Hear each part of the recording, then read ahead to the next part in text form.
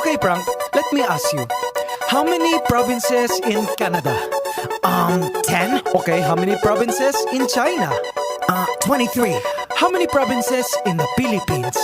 I don't know. How many? Believe it or not, 81. Abra, Kalinga, Aurora, Laguna, Maguindanao, Ifugao, Isabela, Aklan and Basilan, Sulu, Biliran, Leyte, Cagayan, Bulacan and Palawan, Batanes, Batangas, Bohol, Guimaras, Agusan del Norte, Agusan del Sur, Capiz, Cavite, Bataan, Masbate, Ilocos Norte, Ilocos Sur, Tadlac, Tawi-Tawi, Cebu, Sarangani, Camarines Norte, Sorsogon, Compostela Valley, Quezon, Zambales, Camarines Sur and Bukidnon, Zamboanga, Sibugay and Del Sur, Albay, Zamboanga del Norte din. There's Pampanga, Nueva Ecija, Nueva Vizcaya and Camiguin. These are the Philippine provinces. Every Pinoy in the world comes from one of them. Mabuhay! These are the Philippine